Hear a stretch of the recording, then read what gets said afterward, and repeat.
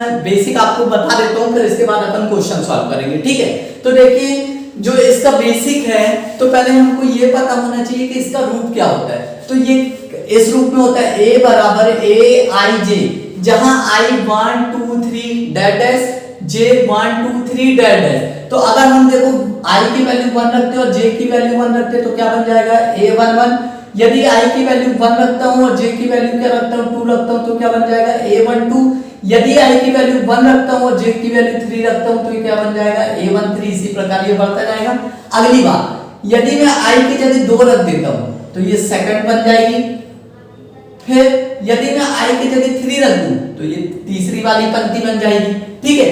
तो ये क्या हो गया, एक आव्यूह का निर्माण हो गया। आव्यूह का निर्माण किससे होगा, पंक्ति और देखो पंक्ति और क्या दिया स्तंभ, तो पंक्ति और स्तंभ से मिलके क्या बनता है, आव्यूह का निर्माण होता है। पंक्ति को हम काय से दर्शाते हैं m से, और स्तंभ को काय से दर्शाते हैं n से, ठीक है।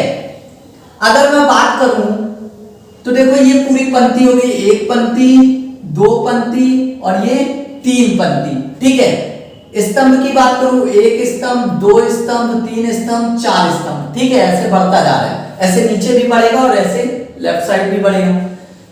अब आप देखो ये आपका क्या हो गया, स्टैंडर्ड फॉर्म हो गया, ठीक है। इसी से आप हर चीज को क्या करोगे, मेजर करोगे। मान लो जैसे क्वेश्चन में आपसे बोल देता a11 की वैल्यू निकालो, a13 की वैल्यू निकालो, a23 की वैल्यू निकालो, तो आपको ये ग्राफ दिख जाना चाहिए, ठीक है। डायग्राम समझ में आ गया। चलिए अब आप देखो यहाँ पे क्या लिखा, विभिन्न प्रकार के आव्यूह। आव्यूह के टाइप्स होते हैं, तो मैं टाइप्स लिख दिया हूं यहाँ पे, मैं एक एक करके आपको समझाता हूँ। विभिन्न प्रकार के आव्यूह, मैट्रिक्स ऑफ डिफरेंट टाइप्स। पहला क्या होता है, पंक्ति आव्यूह। नाम में ही दिया पंक्ति आव्यूह, मतलब उसमें स्तंभ तो आएगा ही नहीं। तो देखो पंक्ति आव्यूह मतलब रो मैट्रिक्स बोलते हैं। क्या बोलते हैं, रो मैट्रिक्स। m बराबर 1, m बराबर 1 का मतलब है यहाँ पे सिर्फ एक पंक्ति आ जाएगी और स्तंभ नहीं आएगा। तो देखो ये क्या हो गया 1 2 3 डैश डैश। अगर मैं मान लो यहाँ पे ऐसा लिख देता 1 2 3, ठीक है, 1 2 3, तो ये क्या हो गया, इसमें कितनी पंक्ति हो गई, एक पंक्ति, और स्तंभ कितने हो गए, 1 2 3 स्तंभ हो गया। तो ये कितना हो गया 1 क्रॉस 3 हो गया। समझ में आ गया ये चीज। अगला स्तंभ आव्यूह, स्तंभ को क्या बोलते हैं, कॉलम, और आव्यूह मतलब मैट्रिक्स। अब यहाँ पे क्या हो जाएगा, स्तंभ को कैसे दर्शाते हैं, n से, इसलिए n बराबर क्या लिखा 1 लिखा। मतलब अब क्या होगा, कॉलम बस रहेगा, रो नहीं रहेगा। तो देखो ये कॉलम में आ गया। यदि मैं बोल देता a बराबर 1 2 3, तो देखो यहाँ कितनी पंक्ति, एक पंक्ति, दो पंक्ति, तीन पंक्ति, और स्तंभ कितना हो गया, एक स्तंभ। तो इसकी कोटि कितनी हो गई 3 क्रॉस 1। यहाँ क्या दिया, शून्य आव्यूह। नाम में ही दिया ना बेटा, शून्य आव्यूह मतलब जीरो और नल मैट्रिक्स, मतलब सारे एलिमेंट कैसे होंगे, जीरो होंगे। तो देखो 0 0 0 0 0। अगर इसका निकालना चाहे कोटि तो एक पंक्ति, दो पंक्ति, तो ये दो पंक्ति हो गई, और स्तंभ कितने हो गए 1 2 3। तो टोटल कितने एलिमेंट्स हो गए इसमें, 6 एलिमेंट हो गए, ठीक है। अब आगे देख लेते हैं विकर्ण आव्यूह। विकर्ण मतलब डायगोनल मैट्रिक्स। कौन सा मैट्रिक्स, डायगोनल मैट्रिक्स। अब डायगोनल मैट्रिक्स मतलब आपने केमिस्ट्री में भी पढ़ा है कि डायगोनल इस तरह का होता है, इसके आजू बाजू वाले से हमको कोई मतलब नहीं होता, हमको सिर्फ क्या होता है, तीर के निशान का होता है। तो देखो ये आप देख रहे हो a11 0 0 0, a22 0 0 0, a33, मतलब विकर्ण के बस मान रहेंगे, बाकी सारे मान क्या हो जाएंगे, जीरो हो जाएंगे। तो इसी को हम क्या बोलते हैं, विकर्ण आव्यूह बोलते हैं। क्या बोलते हैं, विकर्ण आव्यूह बोलते हैं। जैसे मान लो मैं इधर लिख देता सपोज a बराबर 1 0 0 1, तब ये कितना होता है, ये होता है 2 क्रॉस 2 का। यदि मैं लिख देता 1 0 0 0 1 0 0 0 1, तो ये आइडेंटिटी हो जाती है, मतलब प्रतिलोम हो जाता है। तो ये कितना होता है 3 क्रॉस 3। इसी को अपन I3 भी बोलते हैं, और इसको क्या बोलते हैं, I2 बोलते हैं। ठीक है ना बेटा, समझ में आया ना। चल वर्ग आव्यूह। वर्ग मतलब जिसमें पंक्ति और स्तंभ की संख्या बराबर होगी, वही हमारा क्या आएगा, वर्ग आव्यूह होगा। तो देखो जब m बराबर n, क्वेश्चन आता है 1 नंबर में ऑब्जेक्टिव में कि वर्ग अवयव क्या होगा, तो वर्ग अवयव क्या होगा, m बराबर n, जितनी पंक्ति उतने स्तंभ। तो देखो एक पंक्ति, दो पंक्ति, तीन पंक्ति, एक स्तंभ, दो स्तंभ, तीन स्तंभ, तो 3 क्रॉस 3 हो गया। समझ में आ गई ये चीजें, ठीक है। तो ध्यान रखना है ये सारी चीजें। पहले तो आपको इसका व्यापक हल पता होना चाहिए, क्या होता है a बराबर a11 a12 a13 so on. ऐसे प्रकार क्या हो गए, पंक्ति अवयव जिसमें पंक्ति की संख्या होगी, स्तंभ अवयव जिसमें स्तंभ होंगे, शून्य अवयव मतलब जिसमें पंक्ति और स्तंभ 0 0 होंगे, विकर्ण अवयव मतलब जितने भी सम संख्या होगी उनको छोड़ के बाकी सब 0, जैसे 1 1 2 2 3 3, तीन ही तक पूछता है, उससे ज्यादा नहीं, ठीक।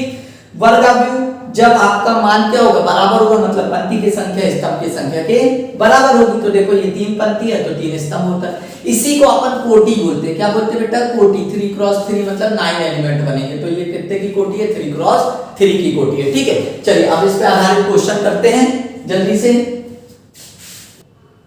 चलिए आप देख लेते हैं क्वेश्चन। मैंने यहाँ पे लिखा है, यदि a बराबर 1 4 7 5 2 5 8 4 3 6 9 3 हो तो पहला क्वेश्चन है कोटि ज्ञात करना है। दूसरा a11 a21 a32 a24 का मान। चलिए अब अपन क्वेश्चन पे आ जाते हैं।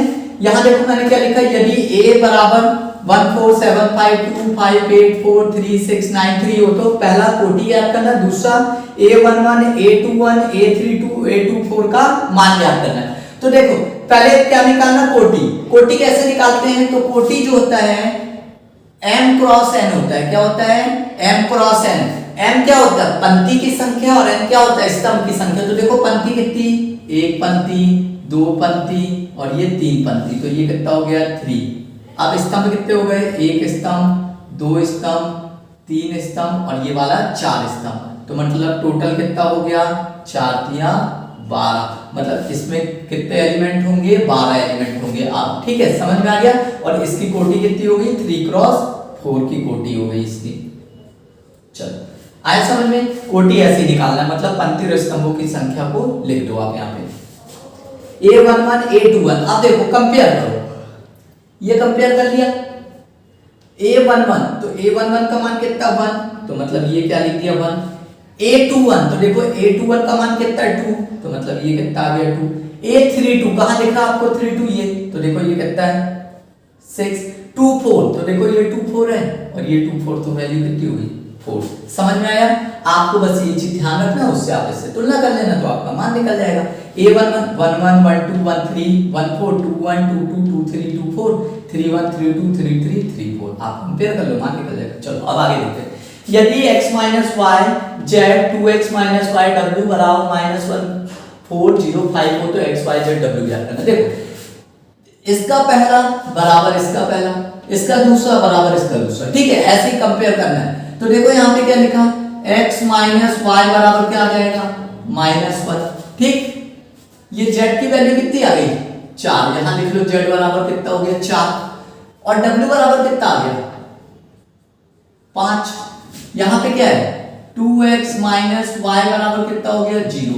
अब आप देखो ये दो समीकरण बन गए, इसको आप विलोपन विधि से हल कर सकते हो। पढ़ा चुका था मैंने विलोपन विधि, आपने पढ़ा भी होगा 10th में। तो देखो कैसे करना है विलोपन विधि में, यहाँ पे कितने का गुणा करना है, जो x के साथ है तो 2 का गुणा यहाँ पे कुछ नहीं मतलब 1 है तो 1 का गुणा यहाँ। अब ये करेंगे तो ये कितना हो जाएगा 2x 2y बराबर -2, 1 का करेंगे तो कितना हो जाएगा 2x y, और 0 का गुणा 1 में करेंगे तो क्या आएगा 0 आएगा। साइन चेंज कर दो, माइनस प्लस माइनस, ये अब ये साइन से कोई लेना देना नहीं होता, ये दोनों क्या हो गए कट गए, प्लस माइनस माइनस, 2 में से 1 y गया, 1 y बचा, बड़े नंबर के आगे माइनस, 0 में से, अब देखो ये माइनस है, इसका तो कोई मतलब ही नहीं है, -2 में से 0 घटाओगे तो कितना आएगा -2, माइनस से माइनस कट गया तो y का मान कितना आ गया 2 आ गया।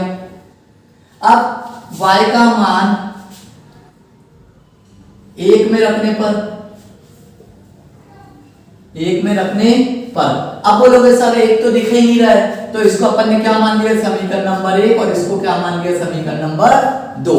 तो समीकरण 1 क्या है, x y बराबर -1, x y की वैल्यू कितनी है 2 बराबर -1, x बराबर कितना हो गया -1, -2 को पक्षांतर करेंगे तो साइन चेंज हो जाएगा।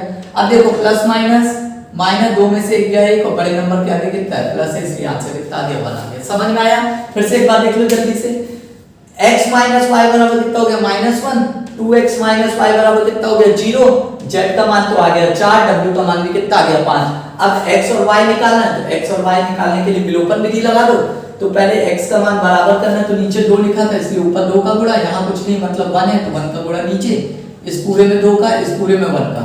फिर अपन ने क्या किया, साइन चेंज कर दी, ये कट गया, ये माइनस हट गया, प्लस माइनस माइनस, 2y में से 1y गया, -y बचा, -2 ऐसे ही उतर गया, माइनस से माइनस कट गया, y की वैल्यू कितनी आ गई 2, और जब y का मान 2 आ गया तो 1 और 2 कहीं भी रख सकते हो जैसा आपका मन करे। तो x माइनस y बराबर -1, y की वैल्यू 2, -1 को इस तरफ ले गया तो +2, 2 में से 1 गया 1, तो ये आपका x y z का मान हो गया, ठीक है। हाँ रुकती, चलो अब अगला क्वेश्चन देखते हैं। यदि 2x + 1 0, 5x y² + 1 बराबर x + 3 10 0 26 हो तो x + y ज्ञात करना, ठीक है। तो जल्दी से मैंने बता दिया कि कैसे करना है, पहले को पहले से, दूसरे को दूसरे से। तो देखो यहाँ पे पहले तो लिख लेना, दिया है ये पूरा, उसके बाद सॉल्व करना। 2x + 1 बराबर कितना हो गया है x + 3, तो ये 2x, 3x को इधर ले आएंगे तो -x बराबर 3, प्लस को ले गए तो कितना हो गया माइनस, 2 में से 1x गया, 1x बचा, 3 में से 1 गया 2 बचा, मतलब x का मान कितना आ गया 2, ठीक। अब 5x बराबर कितना 10, ठीक, तो 5x बराबर कितना 10, तो x बराबर कितना हो गया 10/5, 5 दूनी 10, तो देख लो x बराबर कितना आ गया 2 आ गया, ठीक। 0 बराबर 0, अब लास्ट वाला क्या दिया है y² + 1 बराबर 26, तो y² बराबर कितना हो गया 26 - 1, पक्षांतर कर दिया, ठीक। y² बराबर कितना हो गया 26 में से 1 गया, कितना बचा 25, और 25 को अपन क्या लिख सकते हैं, y का स्क्वायर बराबर 5 का स्क्वायर, स्क्वायर से स्क्वायर कैंसिल हो गया, y बराबर कितना आ गया 5, समझ में आया, x और y निकल गया। अब अपने को क्या करना है x + y, तो देखो x + y, तो x की वैल्यू कितनी है 2 है, y की वैल्यू कितनी है 5 है, तो इसका मान कितना आ गया 7, मतलब हमारा आंसर कितना आ गया x + y बराबर 7 आ गया, ठीक है। समझ में आया अच्छे से, बस क्या करना है, इसको इसके साथ, इसको ये, इसको इसके साथ और इसको इसके साथ। अब बिल्कुल सेम ऐसे देखो यहाँ पे क्या दिया है, यहाँ दे दिया a b, और अब देखो 2a + 3b चाहिए, इसका मतलब है a के साथ पहले 2 का गुणा कर लो और फिर b में 3 का गुणा कर लो, जो आंसर आए दोनों को जोड़ दो। तो देखो पहले क्या करेंगे 2a लिख देता हूँ, ठीक, तो यहाँ 2 लिखा, a का मान कितना है 0 2 3 2 1 4, गुणा कर लो तो ये कितना हो जाएगा 0 4 6 4 2 8, ठीक है। अब कितना है 3b, 3b का मान कितना है 7 6 3 1 4 5, इसको गुणा कर लो, 7 × 21 6 × 18 और 3 × 9 3 एकम 3 4 × 12 5 × 15, ठीक है। अब दोनों को क्या करना है जोड़ना है, तो 2a + 3b बराबर कितना हो जाएगा, जोड़ लेते हैं 0 4 4 2 6 8 प्लस इसको जोड़ेंगे तो कितना हो गया 21 3 18 12 9 15। बेटा एक चीज ध्यान रखना, जोड़ना और घटाना तभी हो सकता है जब पंक्ति और स्तंभ की संख्या बराबर हो, नहीं तो ना जोड़ पाओगे ना घटा पाओगे। गुणा तो कर सकते हैं लेकिन जोड़ना और घटाना नहीं होगा। जोड़ना घटाना तभी होगा जब पंक्ति और स्तंभ की संख्या बराबर हो, मतलब रो और कॉलम बराबर हो। तो देखो यहाँ एक पंक्ति दो पंक्ति, एक पंक्ति दो पंक्ति, 1 2 3 1 2 3, स्तंभ है 3 3 4। अब अपन इसको लिख देते हैं तो 2a + 3b जोड़ लो, 0 + 21 0 में 21, 4 + 3 4 + 18, यहाँ 2 + 12 6 + 9 8 + 15। अब इनको जोड़ दो जल्दी से, तो ये कितना आ गया 2a + 3b बराबर ये हो गया 21 7 18 4 22 12 2 14 15 15 5 20। देखो ये कितना 15 15 में 5 जोड़े कितना हो गया 20 और 3 23, तो ये आपका आंसर आ गया। तो देखो ये कितना हो गया एक पंक्ति दो पंक्ति और स्तंभ कितने हो गए 3, टोटल कितने एलिमेंट हो गए 6, 1 2 3 4 5 6, यही आपका आंसर है। ठीक है, चलिए अब अगला क्वेश्चन करते हैं। चलिए अब अगला क्वेश्चन देखते हैं। यहाँ पे क्या है, एक्स वाई ज्ञात कीजिए यदि 2, ये पूरा क्वेश्चन लिखा है। तो देखो कैसे सॉल्व करना है। पहले हम क्या करते हैं, 2 का गुणा कर लेते हैं। तो ये कितना हो गया, ये हो गया 2x प्लस 5 दूनी 10, 2 सत्ते 14, 2 का गुणा y में करेंगे तो ये हो जाएगा 2y माइनस 3 दूनी 6 प्लस 3 1 4 2 बराबर कितना है 7 15 14 14। ठीक है, अब यहां देखो, यहां x तो दिख नहीं रहा, x y नहीं है, इसको पक्षांतर कर देते तो क्या बचेगा 2x 14 10 2y माइनस 6 ये बचा, बराबर में कितना है 7 15 14 14 प्लस को इधर लगाएंगे माइनस 3, ये कितना हो गया 1 4 2। ठीक, सॉल्व कर लेते हैं। ये हो गया 2x, ये हो गया 14, ये 10, ये 2y माइनस 6। ठीक है, बराबर, अब देखो सीधा करते हैं, 7 में से 3 गया तो 7 माइनस 3, 15 माइनस 1, 14 माइनस 4 और 14 माइनस 2। तो ये कितना हो जाएगा, ये हो गया 2x 14 10 2y माइनस 6 बराबर कितना हो गया, ये देखो 7 में से 3 गया 4 बचा, 14 में से 4 गया 10 बचा, 15 में से 1 गया 14 बचा और ये 12। अब आप देख सकते हो ये जो 10 आ रहा है वो 10 के बराबर है और ये जो 14 आ रहा है वो किसके बराबर है, इस 14 के बराबर। मतलब 2x बराबर कितना हो गया 4। ठीक है, यहां मैं बता देता हूं, ये कितना हो गया 2x बराबर कितना आ गया 4। तो x की वैल्यू कितनी हो गई 4/2 मतलब 2 आ गया, x का मान कितना आ गया 2 आ गया। आगे देख लेते हैं, ये कितना है 2y माइनस 6 बराबर 12। तो 2y बराबर कितना हो गया 12 प्लस 6, ये हो गया 2y बराबर 12 और 6 18, y बराबर कितना हो गया 18/2। तो 9 बार कटा तो y बराबर कितना आ गया 9, तो y का मान 9 आ गया, x और y का मान। ठीक है, समझ में आया बेटा, ये पिछले बार बोर्ड के पेपर में आया था 3 नंबर में। ठीक है, समझ में आया, बन जाएगा ना आपको अच्छे से। चल, कुछ नहीं, बहुत सरल है, बस इसको पक्षांतर करना, गुणा भाग करना है। ठीक, चल अब अगला क्वेश्चन देख लेते हैं, ये भी बहुत इंपॉर्टेंट है। आपके पास क्या दिया है, यदि x प्लस वाई बराबर इतना x माइनस वाई, तो पहले लिख लो, दिया है x प्लस वाई बराबर 7 0 2 5, x माइनस वाई बराबर 3 0 0 3, विलोपन विधि कर लो, साइन चेंज करो, माइनस प्लस माइनस, ये कट गया, ये y और y कितने हो गए 2y, ये कितना हो गया 7 0 2 5, यहाँ पे बीच में माइनस ये वाला, ये कितना हो गया 3 0 0 3। समझ में आया ना, यहाँ तक क्या किया, साइन चेंज किया, यहाँ कुछ नहीं, मतलब प्लस है, प्लस का उल्टा माइनस, माइनस का उल्टा प्लस, प्लस का उल्टा माइनस, ये साइन हट गया, प्लस माइनस कैंसिल, प्लस और प्लस 2y हो गया, इसमें से इसको घटाया। अब देखो 7 में से 3 गया तो क्या है 2y बराबर कितना हो गया, 7 में से 3 गया 4 बचा, 0 को 0 लिख दिया, 2 में से 0 गया 2 बचा और 5 में से 3 गया 2 बचा।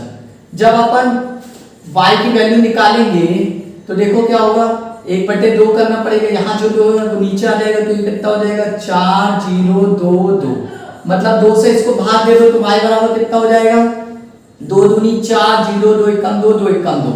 ये आपका y का मान निकल गया, किसका मान निकल गया y का मान। अब y का मान, इसको 1 दे दो, इसको 2 दे दो, कहीं भी रख दो, y का मान